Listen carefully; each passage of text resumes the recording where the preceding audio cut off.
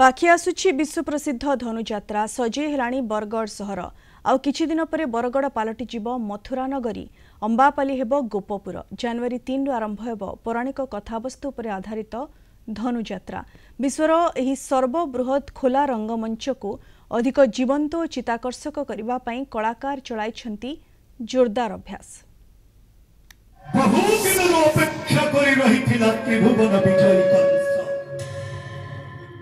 जनवरी 3 रु विश्व प्रसिद्ध बरगड़ धनुयात्रा आखड़ारे चली रिहर्सल। बरगड़ सहर स्थित कल्याण मंडप पालटि आखड़ाशाल।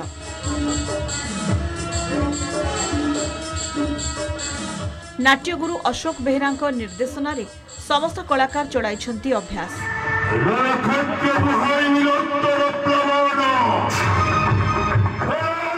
श्रीकृष्ण को हत्या पाई महाराज कंसासुर करुछंती व्यूह रचना। त्रिपुरा विजयी कंस और भगवान श्रीकृष्ण भितर चली जोरदार लड़ाई।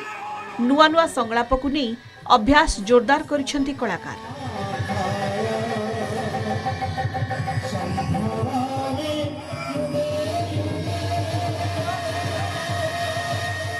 गुरु मानक निर्देशन मो सहित जो कु आर्टिस्ट माने अछंती समस्त सहित समन्वय रक्षा करी आखड़ा कार्यक्रम जोरसोर रे चली। चमत्कार अभिनय चमत्कार संलाप कहते समस्ते। तेणु चलित वर्ष विश्व प्रसिद्ध बरगड़ धनुयात्रा इतिहास रचना कर जो भाव में कृष्ण बलराम हाथ में सेनापति माने मंत्री माने निहत होती। मंत्री सक्राजित एवं मंत्री अनादृष्ट सरलापन्न होती।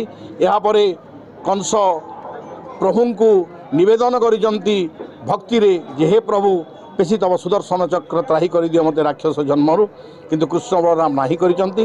तेणु कंस जानी जे दशम भक्ति रे कले आवाहन निश्चित भाव में मनोकामना हो पूरण से दशम भक्ति होउछि बैरी भक्ति। ए समस्त दृश्य अभिनीत आमर आखड़ा हो सारीचु। सर्वे बसी एक स्थाने एगाओ गौड़िया गीत ढमाली पद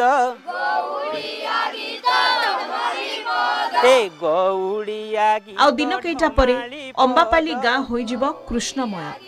आरंभ हेबो श्रीकृष्ण बाल्य लीला।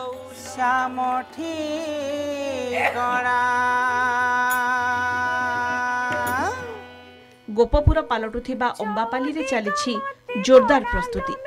कृष्ण बलराम और राधा भूमिका को जीवंत करने निर्देशकों तत्वावधान रे कुनी कुनी कलाकार माने चढ़ाई आप्राण उद्यम।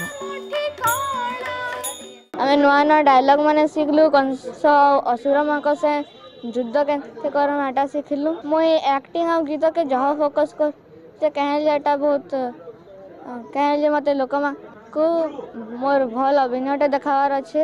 आखड़ा बहुत भल रही। मु मोर डायलॉग गाना और एक्टिंग भल से करू। मु प्रथम थर बलराम भूमिका रे अभिनय करबा पाई सुयोग पाइछि और मु बहुत खुशी अछि। जनवरी 3 रु 11 दिन धरी खोला रंगमंच रे अभिनीत हेबो धनुयात्रा। एथिपाई प्रशासनिक स्तर रे मध्य प्रस्तुति चूड़ांत पर्याय रे पहुंची। बरगड़ रु महेंद्र कुमार साहू को रिपोर्ट, कलिंग टीवी।